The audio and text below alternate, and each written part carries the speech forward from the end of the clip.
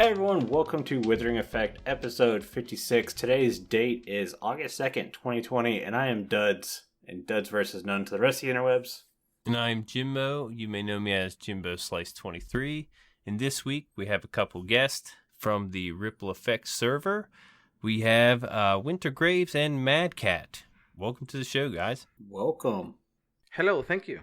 Hi guys, thanks for having me. It's our pleasure. Just want to put out there that for some reason today, me reading a script is not going well. So, yeah, I think you said I think you thanked our desks on the last thing you said.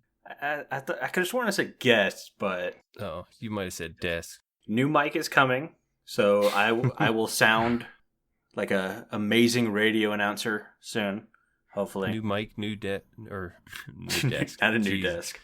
New mic, new voice. See, we're struggling to talk because we're recording on a Sunday afternoon, which is very weird for us. We'll blame that. Yeah, we could do that. Winter, MadCat, we usually start the show off with things we've done this past week. Is there anything you guys would like to talk about? I'm playing in a server that I recently made, and I started doing an iron farm, which was a pain and a blessing at the same time. Yeah. Dealing with villagers is totally a pain. So that was really fun. I've been playing with my nephew and my wife. Like, I have a server for basically the family. And yeah, we are all playing and enjoying our time. And the Ripple, I think I done everything up to getting netherite, so I'm pretty much set. So nice. The next things are going to be, just editing videos, whatever I recorded the footage, and start building next things. Pretty much it for this week. That spawn house looks amazing, by the way, MadCat. I really like the way that turned out. Yeah, it's not finished yet. I have to finish it. But I like playing with those new blocks. Yeah, you use them really well. Oh, thank you. Where is MadCat Spawn House? Because I don't think I've seen it yet. It's the nether house.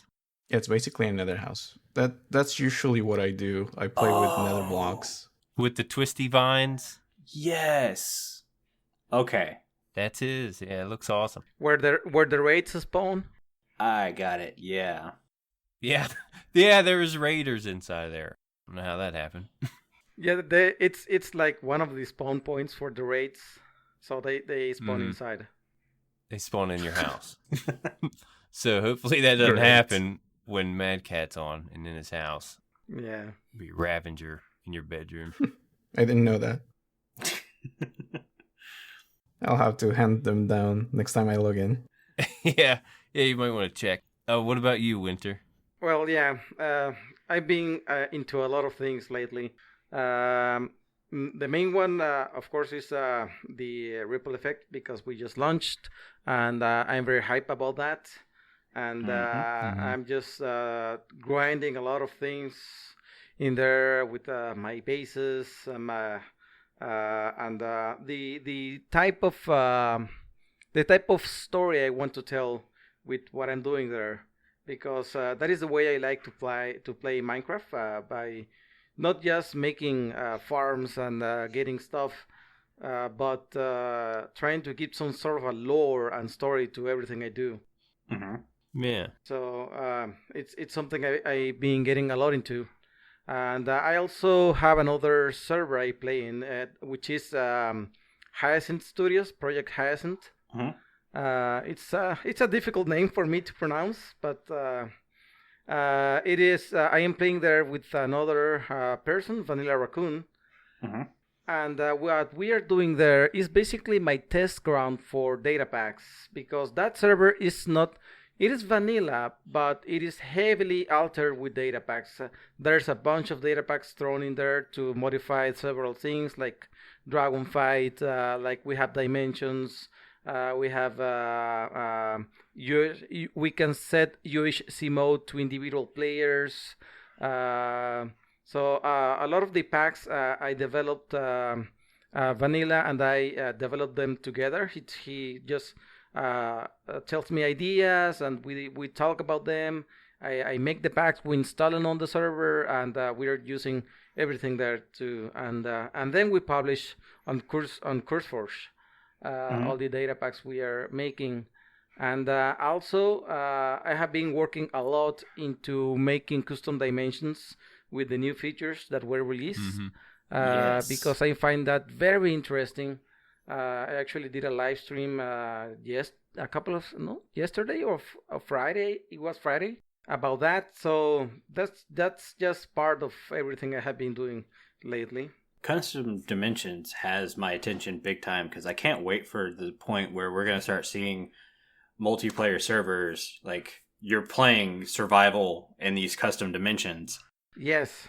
Instead of going to someone's base, which is in a biome, it's just in a totally another dimension. I think that's going to be really fun and cool. Mm-hmm. Yes, that's something that I'm really interested in because of that. Now Minecraft is truly infinite. Mm-hmm. Forget about that 30 million blocks limit. We have 30 million blocks multiplied by whatever dimensions you have in the world. So it's just gone infinite. Yeah, it's crazy. Yeah. Never thought about it like that. Yep. Yeah, I'm still kind of waiting for more updates for that to the dimensions. Mm-hmm. Yes, of course, because this is like the first step, I feel, because there's a lot of things that still need to be implemented for a fully functional feature. This is just like, okay, here's how it's going to work. You can play with that, but wait for what is coming. I feel that is what is going on here. Oh, yeah. Is there a direction where you're like, okay, this is what I'm predicting to come next from Mojang? Yes, what I'm predicting is that eventually we're going to have a GUI to select what we want in a dimension. Because right now you have to edit the files. Mm-hmm. But at one point you will have like screens to say, I want these blocks in the top layer, I want these blocks in the middle layers, I want this, I want the biome to have rain, not to have rain, and all of those things. You will move sliders and numbers, and at the end you will end up with the generated JSON file that will contain all of those features. Mm-hmm. Just like it was in previous versions. If you remember, in 1.12 you had a customized world screen where you said how many dungeons you wanted and all of that. So this is what is going to replace that. But first they are working on the underground, and at the end they will make the GUI for using it. That sounds cool. Yeah. Gotcha. Yeah, I can't wait for that. I love custom worlds, and now custom dimensions is going to be just cherry on top. Yes, of course. Mm-hmm. But moving on, Jimbo, what have you done this week? Yeah, my week, doing a lot of work on the Ripple Effect server. I live there. It's where I live. It's where I'm at. I don't do too much Minecraft outside of that. If I play in Minecraft, I'm on that server.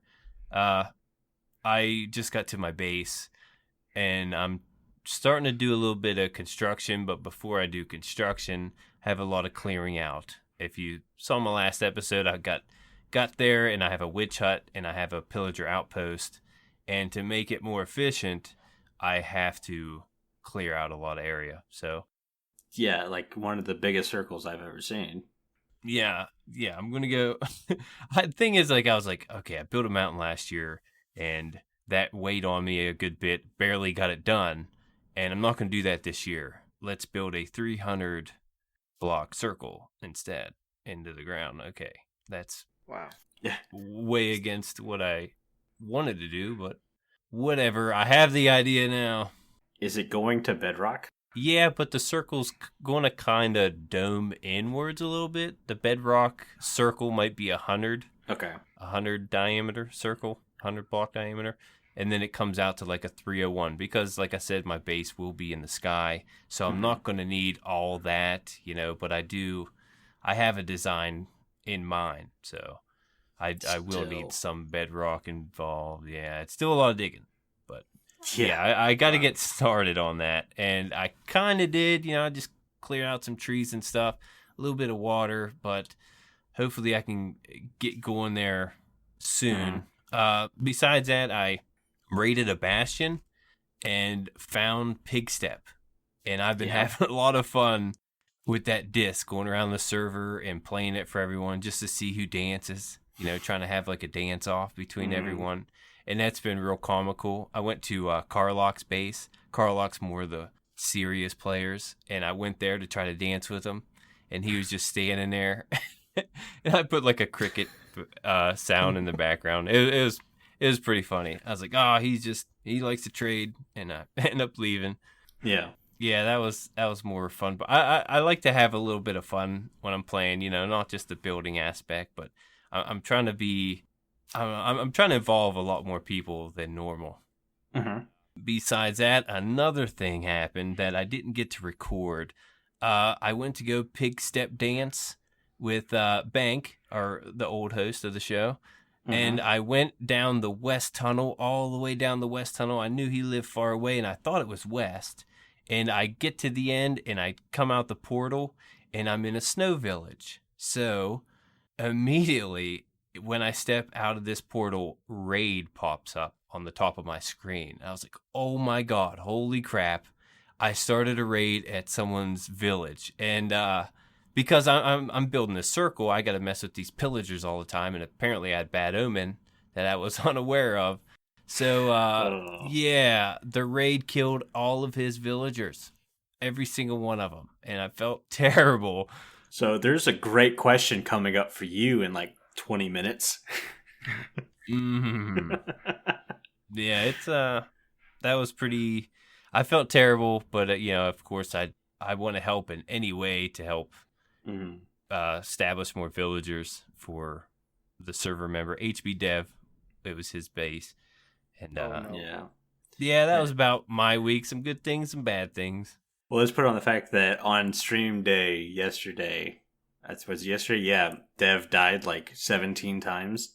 Yep. So you killed all of his villagers this week, and then he dies 17 times.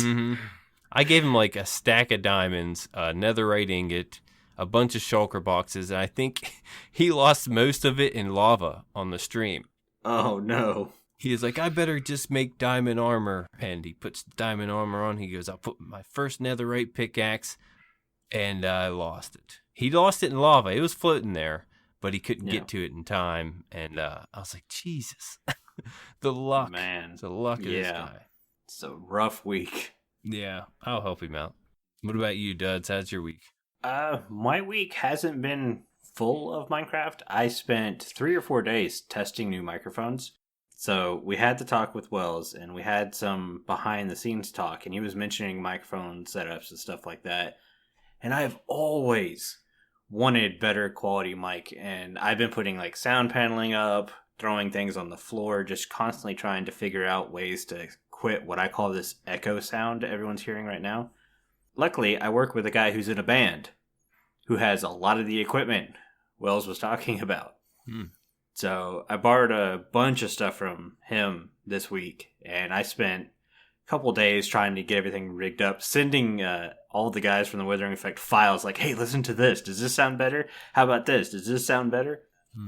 And I ended up coming up with a new mic setup that I ordered this week, which says it's going to be delivered tomorrow, but has been sitting on a shipping truck since Friday.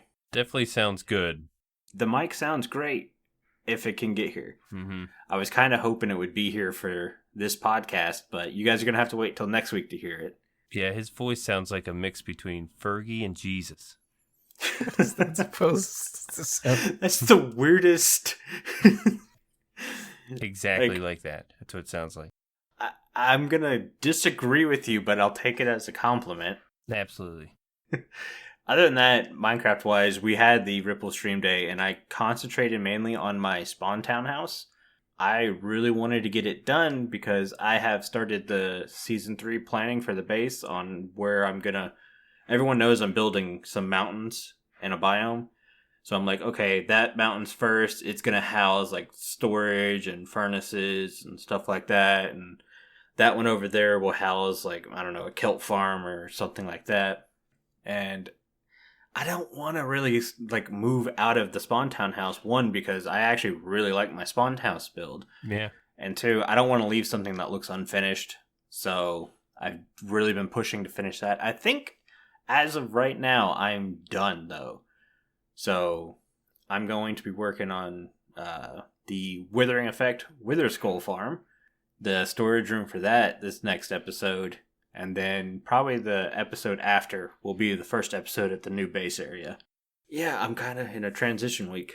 See, I put stuff in my spawn town house just to be able to come back and forth, just and see if there's new things. Like I have a super smelter there, that creeper farm. Even though I'm gonna have a witch farm and probably have all the gunpowder I'll need there, but Yeah. I still have things there I can always come back to because I put a lot of time into that too. And I filled it with chickens. Did you? What?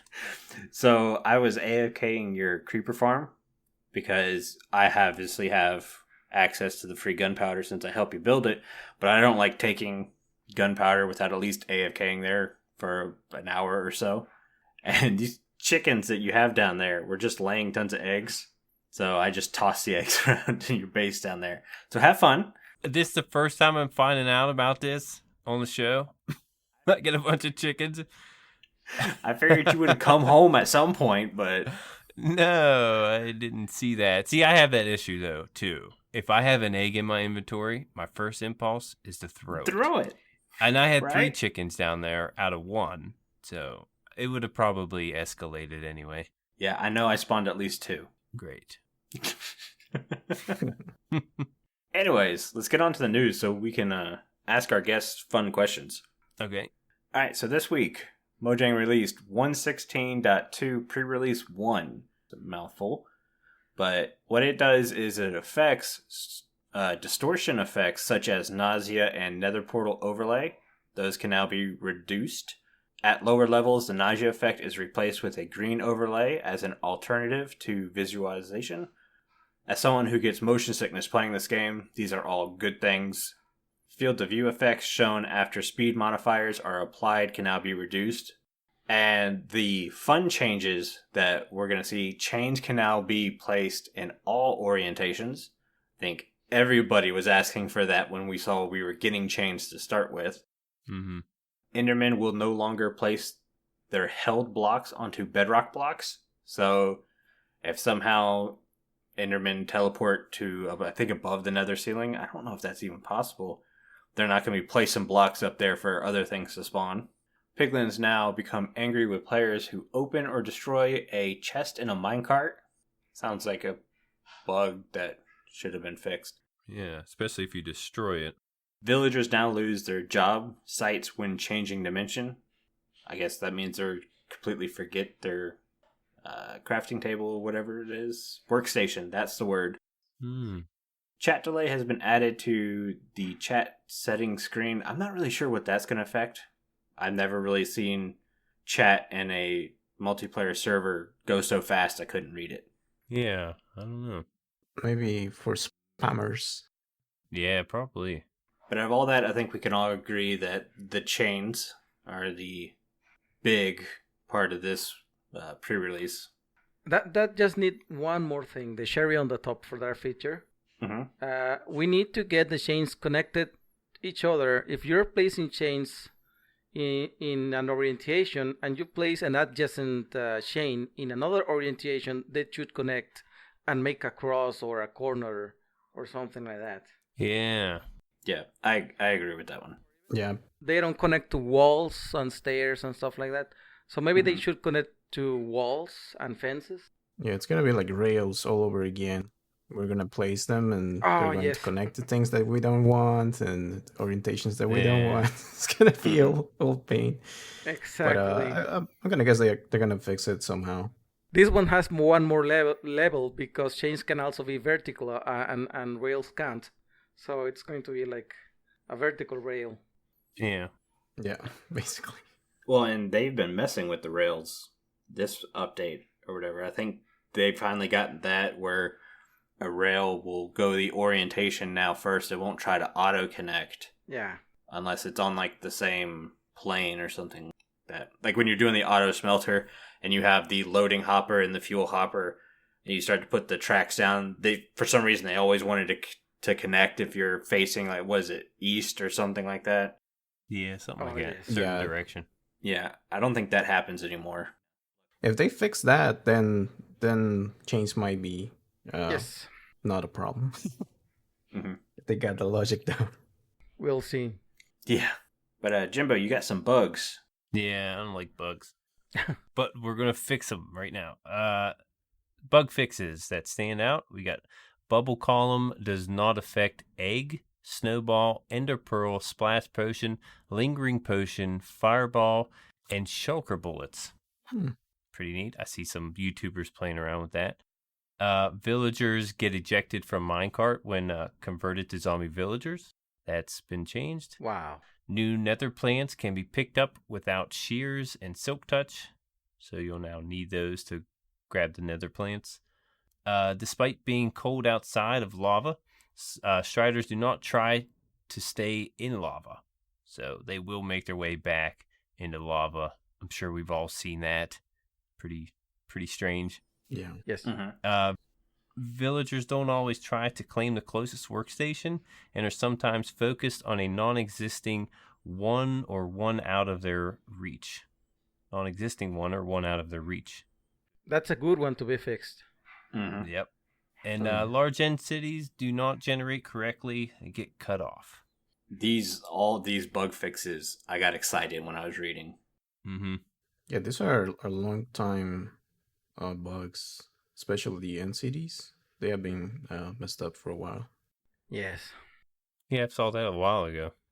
Yeah, I really enjoyed the villagers are no longer going to get ejected from minecarts if they're in those when they get turned into a zombie villager. Well, that one was useful. Yeah? Yeah, does that happen to you?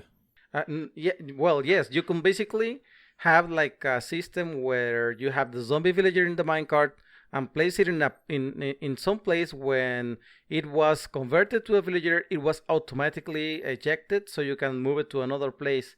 So that was a very useful bug. Having that fixed, now we have to find a different way to do that. Okay, so you use that bug. That's pretty cool. Yeah. Gotta use it well he can.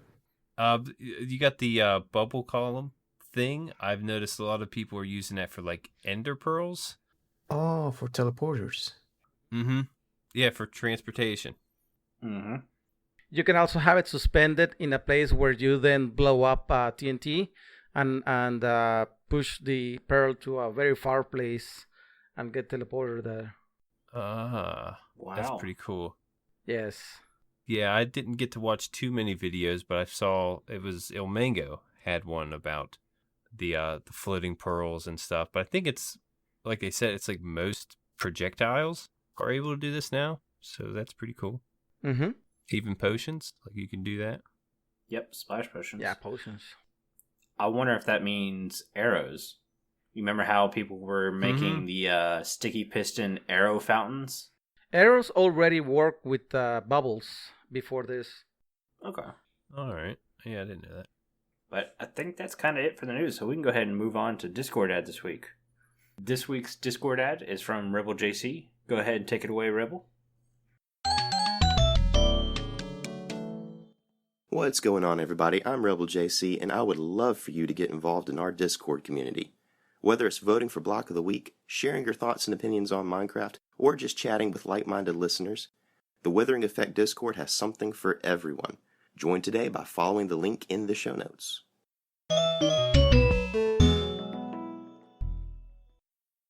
All right. Thanks again, Rebel. It's always great to have our listeners make these ads for us. And the fact that our community is so active in the Discord is also great. If you guys would like to record one, let me, Jimbo, Carl know. We'll hook you up with a script and we'll get you all set up to do an ad for us. Yep. Talking about the Discord, we have Block of the Week, where the only place you can vote for it is on the Discord. This week, your following choices were Redstone Lamp, the Anvil, and Fletching Table. And the winner of Block of the Week this week is...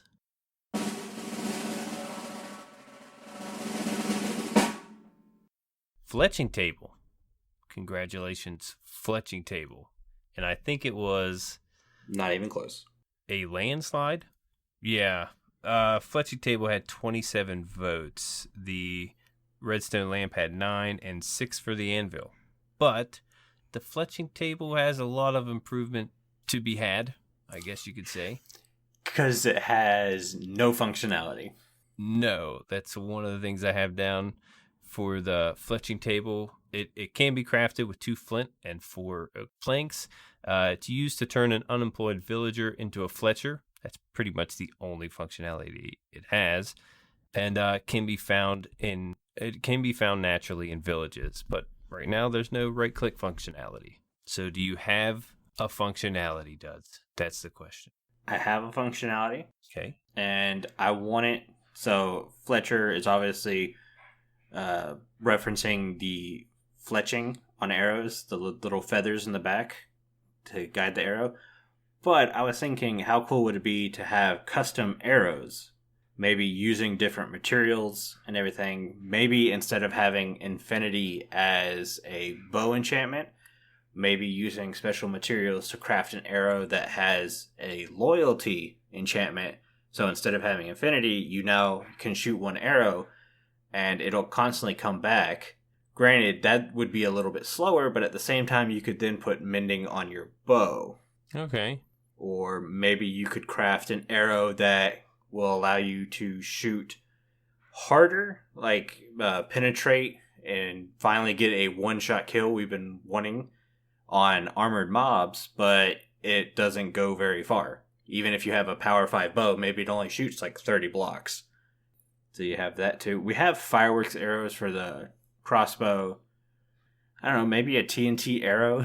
We have potion tipped arrows, which are really cool, but other than the what's the sight one that allows you to highlight mobs you hit? Spectral Arrows. I've not seen anyone use a single one of those arrows other than spectral arrows. So I think a better combination of custom arrows might be really cool. And I know Winter was talking earlier. He might have had kind of the same idea. I'll let him cover his idea. Yeah. Actually, I was talking about that. My first mod included modifications for archery. And one of the things that you could do in a fleshing table is make arrows with different materials. For example, flint arrows, stone arrows, iron arrows, diamond arrows. Mm-hmm. That's with the head of the arrow made like that. Mm-hmm. And they will have different properties like how far they travel, how much damage they deal, if they go through armor. They could have piercing properties or not just the enchantment for the crossbow. Uh-huh. Depending on what materials using for the fletching, which is the feathers and string that they are made of. You could have some of these mix of properties, and that takes us to quivers, because if we have that many arrows in the games, we should have a way to carry them. So we could have a quiver where we could store the different types of arrows, having the ability to choose which arrow to show depending on the position in the quiver, or maybe some sort of a key to switch which arrow you're shooting from the quiver. And that'll be an item that would also save inventory space, because you wouldn't have all the arrows in your inventory, but they will be in the quiver. Oh, That's some of the ideas for all of these aspects of the game. I like that. The general consensus is more arrows would be really nice. Yeah. What about you, MadCat? Do you have anything about a fletching table you might want to coerce Mojang to put in? Yeah, so I think tipping arrows are kind of a pain to do. There should be a way of doing them quicker. So maybe add a fletching table with a certain property, so you can craft your arrows there with the property already. That will make it easier. Or add any other way of adding or crafting the tipping arrows. I don't think many people use them a lot because it's just a pain to do it. And I love the idea from Winter. There should be more types of arrows with different types of damages. That will even help the UHC community. Imagine having diamond arrows or diamond tipped arrows to pierce through the armor. That will be great. Like that will be a game changer. Yeah.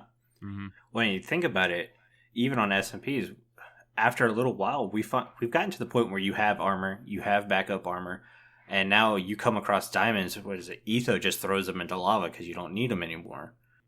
I mean, it brings a use for in-game diamonds again to have diamond-tipped arrows. Using diamonds to craft armor and tools is practically a waste when you can get them from villagers in exchange for pumpkins and melons. I have never since 1.14 I haven't used any diamonds to craft stuff.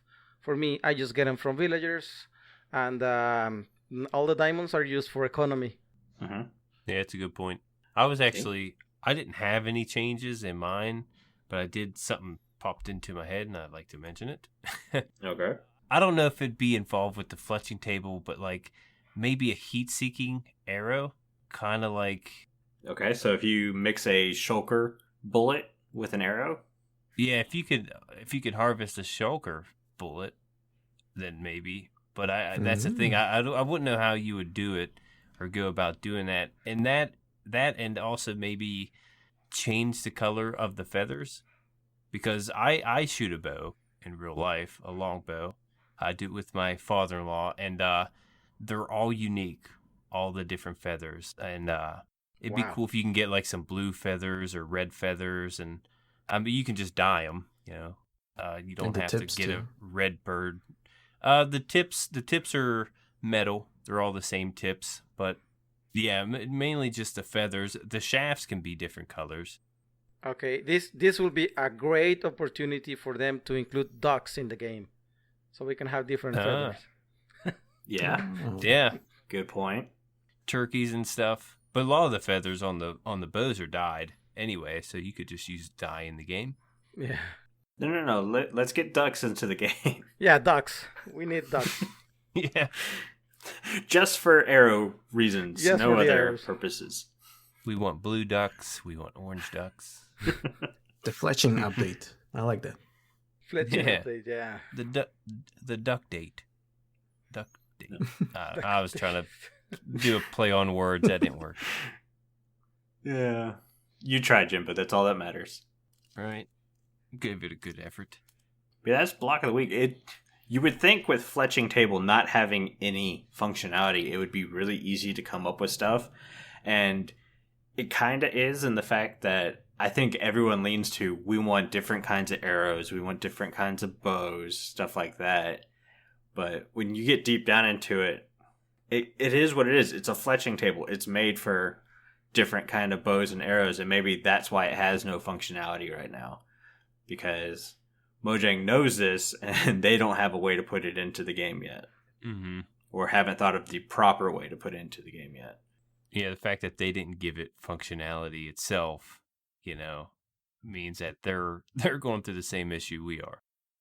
I think all of this working stations for villagers probably have a future update coming up, like what is this? The one that you use with netherite? Mm-hmm. That didn't have any smithing functionality. Smithing table. Yeah, that didn't have any functionality, and now it does. So I think if we wait enough, that will be put in, or we propose something, right? Because they are always listening to the community. So I think putting together some sort of big suggestion with all the what we talk here, that will be helpful for them, I think. Yeah. Well, yeah, when we had King B-Dogs on, he goes, it may not seem like it, but they're always listening to just about everything, so... Always taking suggestions, yeah. Yeah, it's definitely worth throwing stuff out there, because, they might take an idea and run with it. Yeah, that'll be great. But I think now is the time of the show where you guys get to become the vocal point, and we ask you a bunch of questions. Okay. Let me get through the live chat that's now being filled with ducks and arrows. I'm going to go with the first question from Jaron Man, or J-Man. He's very active in the community, and he's kind of got a two-parter. He goes, how do you guys go about creating your own data packs? And is there a favorite data pack or any notable data packs you have created that you would like to talk about more?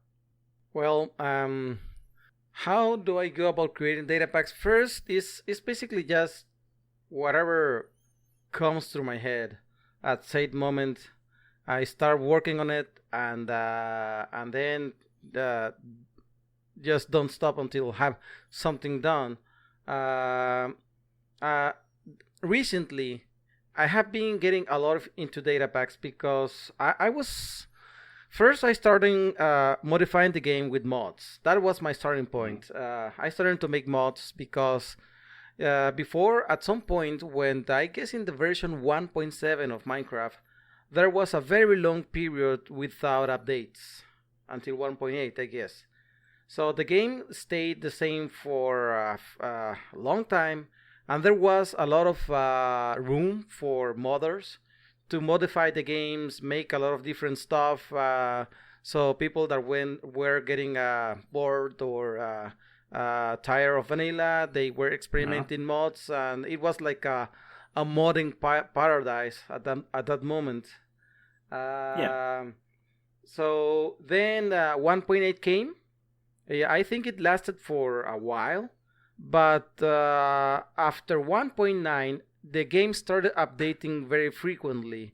We started to have very frequent updates. So every time I made a mod, an update came and I had to remake the mod for the new version. A lot of things were changing. So it started to feel overwhelming to be changing the mods every time a major version was released. And at the same time, I was feeling a lot of hype for the new version. I wanted always to be playing in the latest version of the game, and I did not want to be playing in an outdated version just to be playing a mod.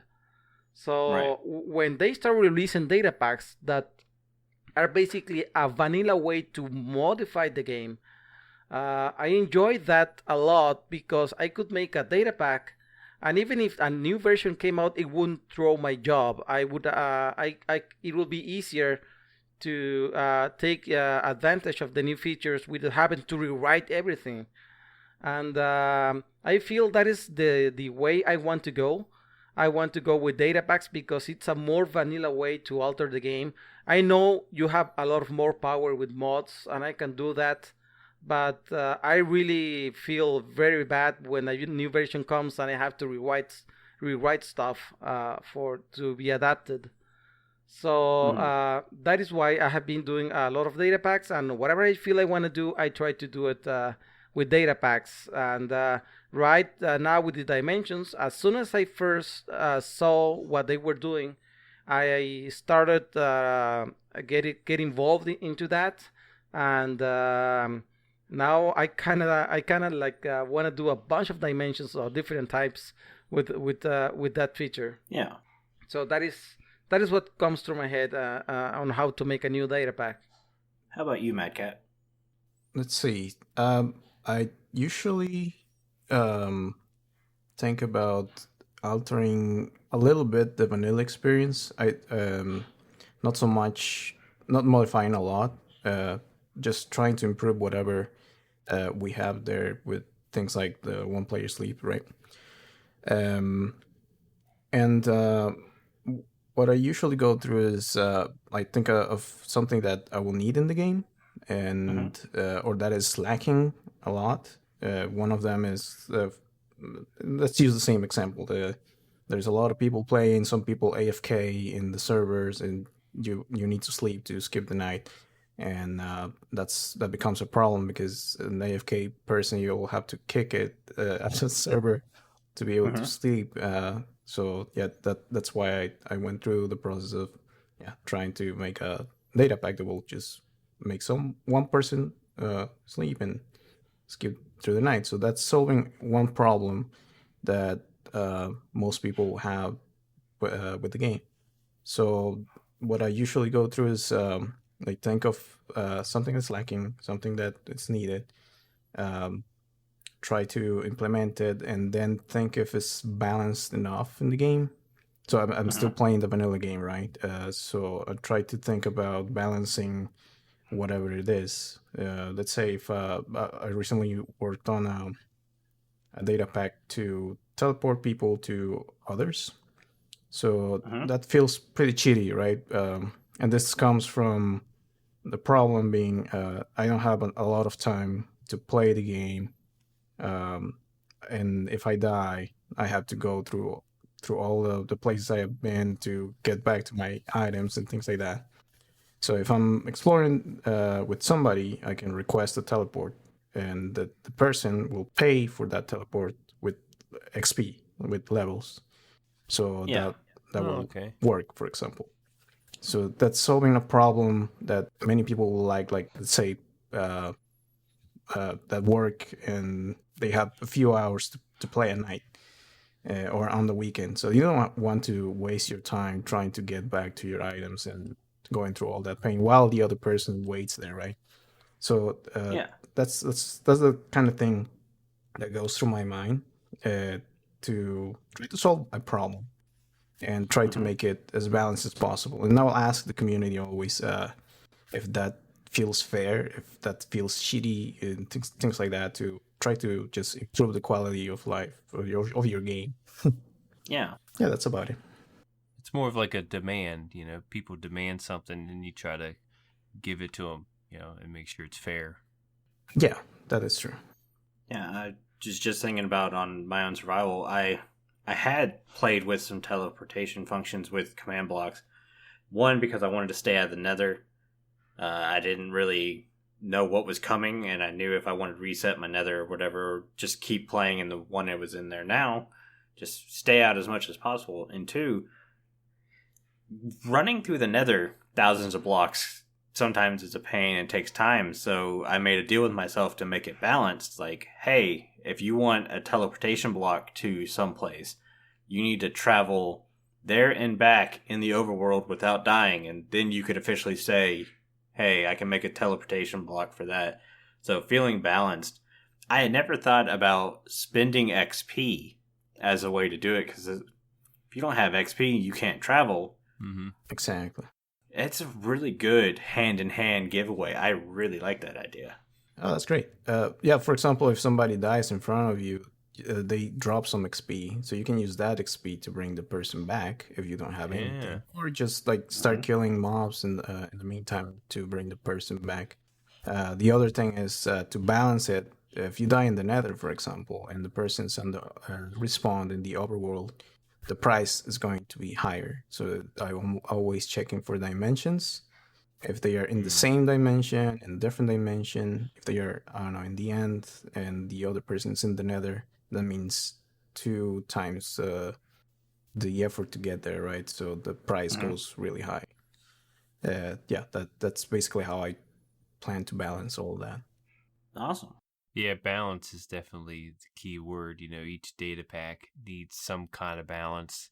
The end is somewhere where you really need to teleport to, because you could always get lost in the end, thousands of blocks out, and it's easy to die there. It's definitely easy to die there. Oh, yeah. Yeah. But then again, if you die in the void, is there really any reason to go back? Yeah. Well, yeah, I don't want to teleport there. That was the end. If you're playing with somebody, I think, right? Well, yeah. Well, I was just thinking when me and Jimbo were in raiding, he ended up dying in the void, so there was no point in me bringing him back to me. Oh, yeah.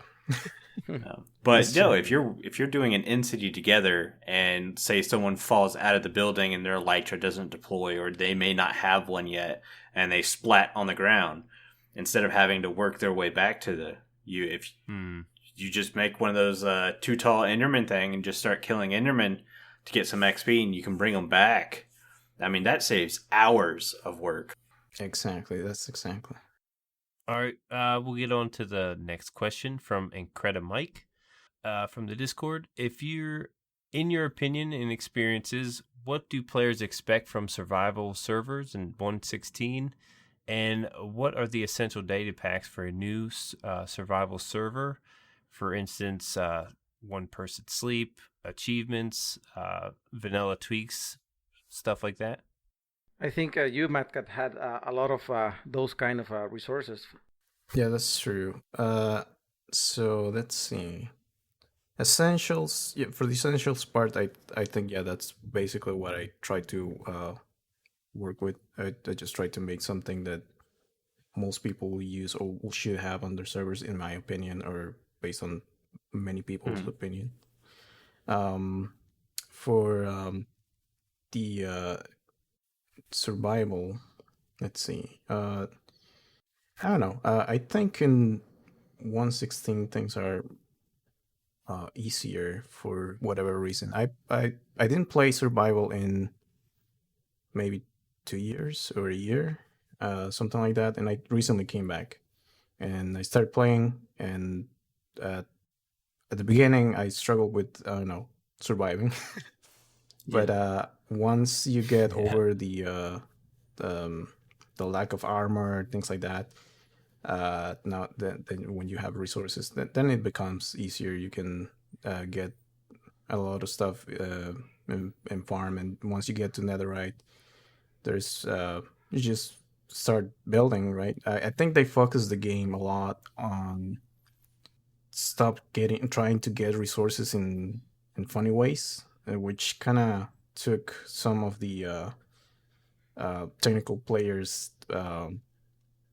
in I don't know that they didn't like a lot that things were easier now, I feel. And there's in that playing that kind of game, it became not very satisfying. But I think and they mentioned, I think Mojang, that they wanted to focus more on the building and exploring and all of that. So I think they have achieved that, but the price is technical players kind of step back a little. Like, yeah, I've done, I reached everything I needed real quick, and now what? Right. So that is basically what I think about 1.16 for now, because I used to play the technical game a lot, and but I guess it's now that the game is trying to make you explore more, I think it's worth doing it too. But there's a lot to do now.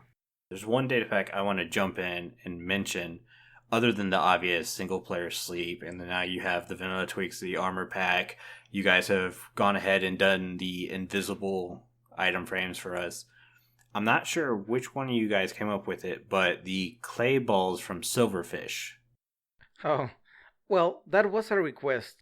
I know it was a request, but to me, I think that one should be on the essentials list. Just because the renewable clay balls from a mob that is basically worthless is awesome. Yeah. You have a spawner for it, and what does everyone do? They immediately break that spawner because it's worthless. Now you've given a purpose to said mob. Now you can break the end portal, keep the spawner. Yeah, that was a request from Crock. So I implemented that loot table for the silverfish. Mm-hmm. And because he apparently has a big project that involves a lot of clay. Mm-hmm. And that's a good way to get it with the cost. And the cost is making the spawner out of the making the grinder out of the spawner, and collecting all of the drops. The same way you make a skeleton spawner, etc. So it is not just free clay balls. You have to work for them and farm them, and that. And about the invisible item frames, I also made that little utility. Then I realized that the armor stand status book has a feature for that, but I think the one I did it's a little bit easier, because all you gotta do is rename glass pane invisible and place it in the item frame, and it consumes the glass pane, so it also has a cost to do it. It is not free, and you can specify which item frame you want to make invisible. Using the book, it is a little more difficult because you have to be standing closer to the item frame you want to make invisible. Sometimes it makes invisible another item frame you didn't want to that, and so this one is a little bit easier. So those two features were done specifically for the ripple effect. It is not an individual data pack you can't download. It's nice having guys like you to do that for us, definitely. The fact that we can just be like, hey guys, we want this on the server this season. You're like, okay, hang on. Done. Try to think about it. Yeah. Also, the player heads on zombie. It's another feature specifically for the ripple effect. And the player head drop in general, that's one of my favorite data packs to put on a survival server. Yeah, that's a vanilla tweak. And yes, that is so much fun because you're hunting for the heads of the mobs. Gives you another thing to do in the game besides building in redstone and stuff. You can do a little hunt, try to collect all the game or all the heads. And that combined with the armor stand status, it's much better because you can make fun things with it. Place it on the armor stands, make some characters to bring life to your builds and all of that. I love the player heads on zombies because it tells you where caves that you haven't explored are. Yeah. That's exactly what I was going to bring into. That's how I ended up. Yeah, I ended up lighting up underneath my base all last season just based on there's another stupid name under me, and I would dig down, find the cave, and light it up. Yeah, very useful. I noticed this season we have like pigmen and yes, skeletons with the heads too, and they even have names. I literally saw my first skeleton with a head today. I was coming back from the Wither skeleton farm, and I went through a soul sand biome, and sure enough, there's a skeleton with a head on. I thought it was another player. I walked up to it to see another player, to pop up maybe in the back of the scene they're recording, just play fun, and it turns around and shoots me because it's a skeleton, not a player. And I was just like, oh, what the heck? Yeah, I'm going a little bit more further with that. And for the other mobs, I'm trying to add funny names. For example, some the pigmen, the zombie pigmen, which are now zombified piglins, they spawn with Sin's head, and their name is Don't Steal My Gold. So just as a hidden reference to things in the past from the players in the ripple effect. And the name on the wither skeletons is Don't Cut My Head. So things like that, little funny things I'm adding to the names. I saw a duck chicken duck head on a pigman. It was like pig something pig or something. It was really funny. I got a kick out of that. I couldn't remember the whole name of it though. Small little puns like that, so if they spawn on someone's video, they can trigger a reaction or something. Yeah, it's the best part about playing on a server is looking at other people's videos and seeing random things like that, and you're like, oh, I wonder when that's going to happen to me. Yeah, right. Yeah. But let's hop into another question from Link, and this is for both MadCat and Winter. And they ask, do you, like Spider-Man, feel a great sense of responsibility with your great powers to create and provide for the community?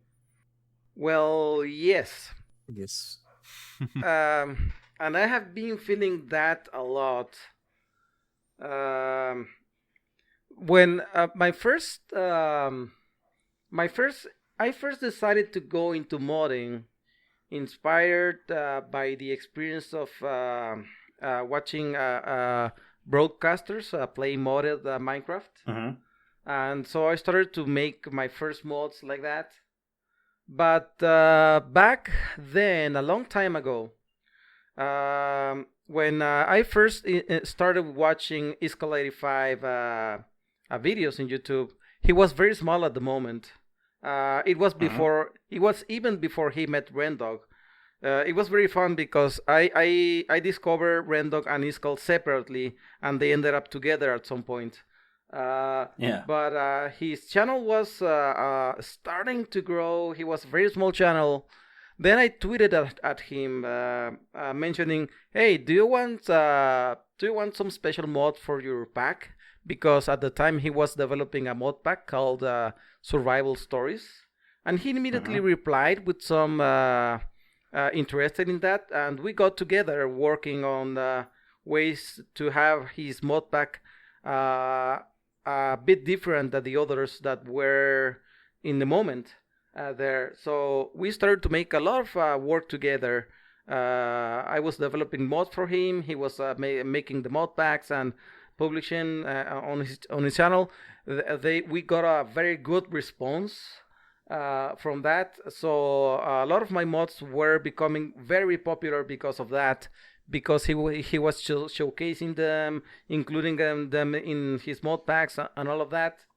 But then it got at some point where it was very overwhelming to try to maintain those mods, because people were demanding them, and Minecraft versions were coming out, and right now I'm very delayed in upgrading a lot of those mods to the most recent versions, and I really feel a responsibility to do it, but there's just not enough time for that, because it's a lot of work, and I have been trying to do it, but I feel a high responsibility of still maintaining that alive and fresh. So I am still doing that, but it's a hard work to have that done. And I do feel that I need to do it, because people demands that, and they want to be playing with that, and that's a big part of my responsibility, I feel, right now. There's also the about the maintaining things. The responsibility if let's say your pack it's breaking something, you don't want that. Like especially if it gets attention and a lot of people is downloading it, and something is wrong with it, and or is causing something, then you gotta fix that, or better than that, you have to kind of test a lot before releasing anything. Yes, because you can break people's experiences, and modding is harder because there's a lot of other modifications that are not compatible to with what you're doing, or if you depend on something else, have some dependency on permissions or something, then the experience breaks or makes it harder to deploy that in your server. So it's a lot. In my case, since it goes to vanilla, I can test it in vanilla. It's easier to do that. But when people start using it in not so heavy modded servers like Paper MC, things like that, they replace commands. Even the /reload command, for example, is not the same. It reloads the whole thing, and sometimes servers break because they have other mods. And there's a vanilla way, for example, the vanilla reload. To use that, you need to do /Minecraft : reload, which is using the vanilla reload command. And you kind of have to go through all of that, experience all of that to at least help people understand that there are other things in play, not only what you're doing. Another thing I did, for example, was I changed the game rule to not show the command feedback to the players, to hide some trigger that I put. And a lot of people thought that their servers were broken because that was turned off and they couldn't turn it back on. And they got really confused and at some point mad because I don't know, because I did that and they didn't know that was running. And in the end, I decided to any game rule related thing, just not put it in there. That could make somebody think that something's wrong, and just explain that if you want to hide this, that just turn this off. Or there was a lot of things. For example, people had their daylight cycle or their weather off, and that will affect the one player sleep, for example. So in the end, I had to add like a lot of checks to see if that rule is on, and put an action in the data pack to ignore certain things or go through some things to I don't know, to make it work. Just hard to put something out there. It's gonna be used for in so many systems, and you don't know exactly what in the end is going to be. So you have to be very responsible. You have to test a lot. It's a bit of a pain. If you don't have a team and you're only you, it's very intense sometimes. Yeah. Yeah, I could see that. But before I go on to the next question, I just want to ask: is it when it updates to a new version, like 1.16, do you have to start from scratch, or is there a little bit you can go off of from the previous? So not so much. If you have to be very aware of the change logs and especially the technical changes and the command things. If they change anything, like from for example in Minecraft 1.13, I think they changed the entire ID system, so everything was breaking from there. And they don't do changes like that now, because they basically rebuild the whole system. Now next versions are not going to be as impacted, so most things since 1.13, I have still data packs that work from 1.13 all the way to 1.16, and Okay. yeah, you just have to see if any of what you're using, any of the commands that you're using or features have changed over time. Yeah, the good thing about data packs right now is that I feel exactly that from 1.13 on, where they change everything, all the features that have come out, it's more additions rather than changes. So there are sometimes some changes to consider. For example, the latest one I remember is about the heads, that the UUID changed, but nothing happens if you leave the other one, the previous one. Only if you place the heads and you pick them back up, they lose some data, but it doesn't break your data pack. So the changes they are doing, they are trying to. I feel they are trying not to break data packs that were made before, unless they have to do it for some reason. In 1.13, they did it because they were creating how data packs were going to work. Before, we didn't have data packs, we had command blocks, and now with data packs, it's much you can do much more with them. Instead of using command blocks in the world with some functions, data packs do a lot now without the need for that. So yes, new updates don't necessarily break data packs that exist. With mods, it's a different story. Oh yeah. Yeah, I didn't know too much about it or where it went, so it's good to know. A lot of people are clueless on that, myself included. Yeah. Last, or I don't know if it'd be the last question. I know we're a little bit behind, but yeah, I was gonna say let's go ahead and skip High Hopes question. We're gonna answer that in the post show. Yeah, I was gonna use the Twitter question since it was asked on Twitter.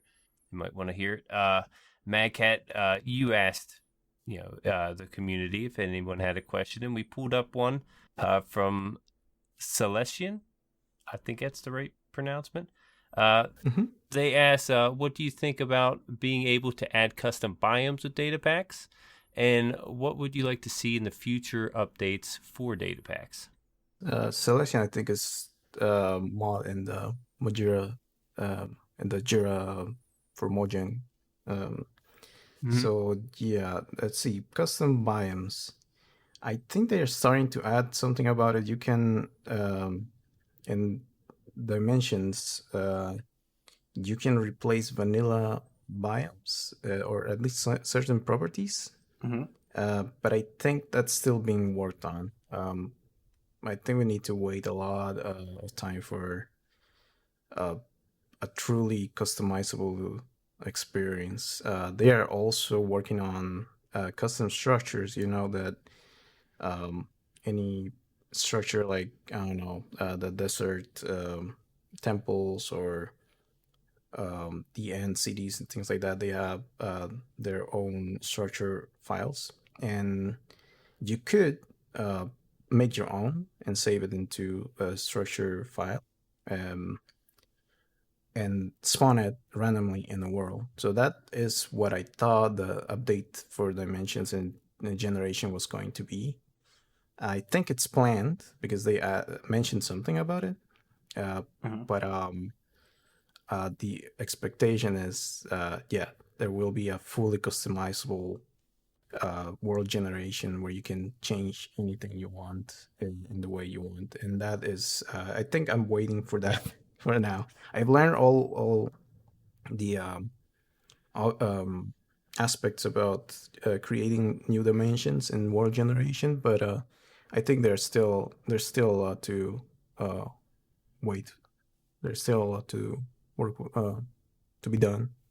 What about you, Winter? Do you have Well, as we have been talking, and as you could see in the latest stream I was making for that, yes, it is still new. There's a bunch of things to improve and to come, but right now we have enough stuff to do interesting and fun things with it. You can't use custom blocks yet. You can't really use your custom structures that you store with MBD data, but you can alter a lot what currently can be generated in a world. You can change the sky color, the grass color, you can change what structures to spawn in a biome, what block generates on top, what block generates underwater, what mobs spawn, what is the mob cap of the dimension, what is the capacity of the mobs that spawn there. So you can mix a lot of these things to make really cool and crazy things in the dimension you're creating, or in the biome you're creating, because you can even use these biomes in a new world generation in the overworld. So it's a lot of things that you can still do with this, but you have to know how to edit the JSON files that come with all of these features.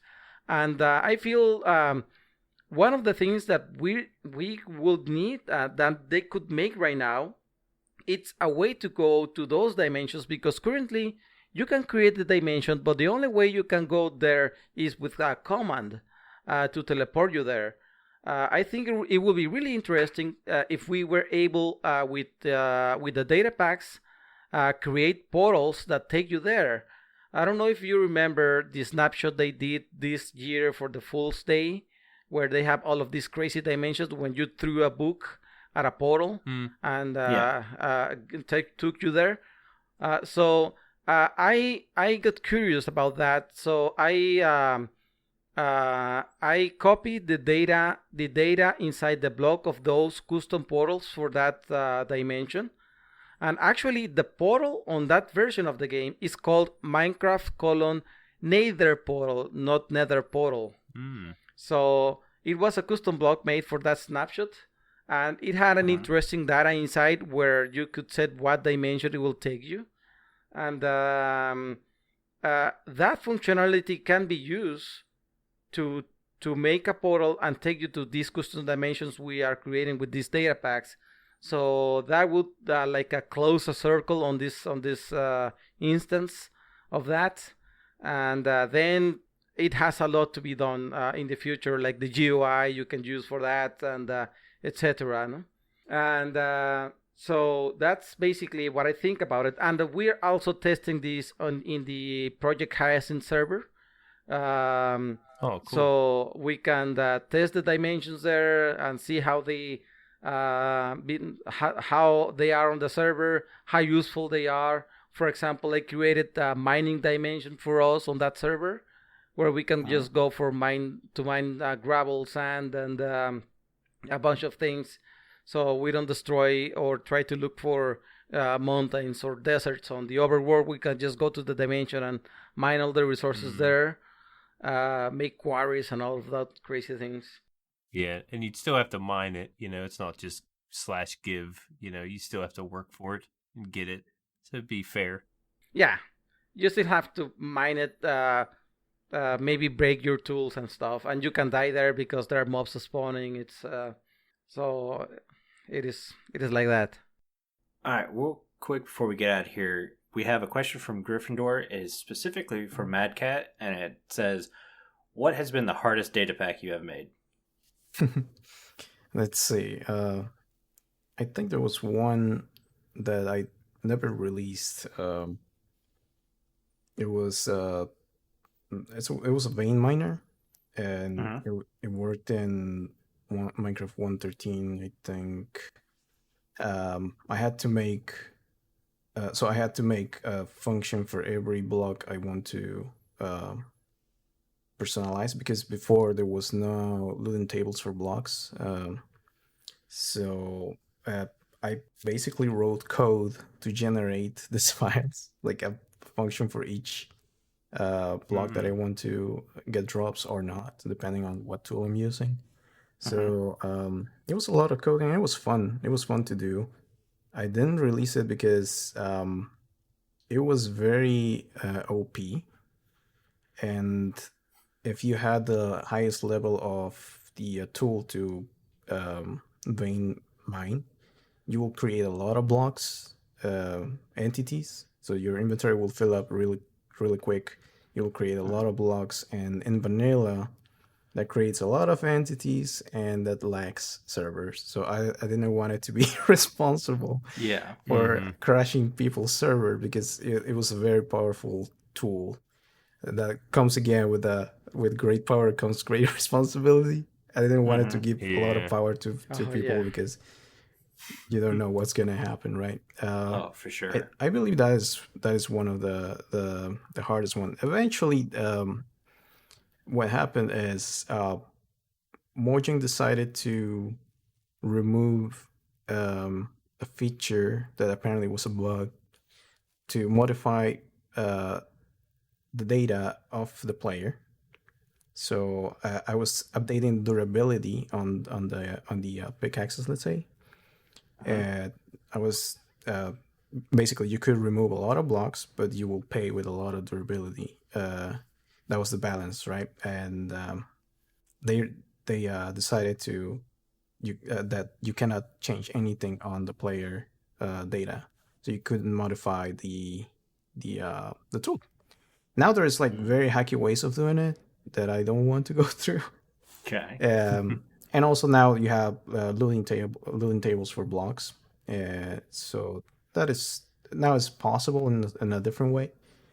But it's a lot. It's a lot to do. But it was really fun to do. Another thing, I think it was I did a data pack or all the command stuff for map. It was a parkour map, and I made a whole system for checkpoints and respawns and things like that, and animations on the checkpoints where the checkpoints are going to be, things like that. That was the most fun thing I have ever done. It was challenging, in the sense that I had to like update scores, best times, things like that, and put it in certain places. That was another one that's still not out, but it's going to be out soon. Okay. Oh, nice. Those two I will say, but those are really fun and challenging things to do. I gotta say, yeah. Awesome. Well, I think that's going to do it for the show today, guys. But before I let Jimbo read us out, I want to say a huge thank you to all of our patrons who are supporting our show. Our milk level patrons are Aubni, Crock, ohbeep, StoneFigure, TheOfficialCCL, viperoustuna, and YDYT. If you too would like to get access to the exclusive benefits and hours of extra content each month, please consider joining us at patreon.com/thewithering effect. And if you like this show, you could share it with all your friends and on social media. If you listen on Spotify, follow us. Or if you listen on Apple Podcasts, leave us a nice review. Doing any of these really helps the show reach more listeners. If you would like to get in contact with us, send an email to podcast@thewitheringeffect.com. Tweet us, leave a voice message, or join our Discord, where you can have a chat with everyone who works on the show and fellow listeners. All the links will be in the show notes. This show has been brought to you by Jimbo and myself, but also our digital producer, Carl. He helps make sure the show ends up where it should be. The amazing music you hear in the intro and outro was created by the one and only Decoy. And let's give a special thanks to our guests, MadCat and Winter Graves. Thanks for being here, guys. Everyone's social media info can be found down in the show notes. And you guys have been awesome, like always. Also, we just hit 30,000 listens. Yeah. Thank you guys very much. Woohoo! Thanks, guys. We're going to throw that in there because we hit that today. Mm-hmm. Congratulations. Thank you. Thank you. Thank you. As always, guys, thank you so much for getting withered with us. You should probably go drink your milk now. Bye. See you guys. Bye. Goodbye.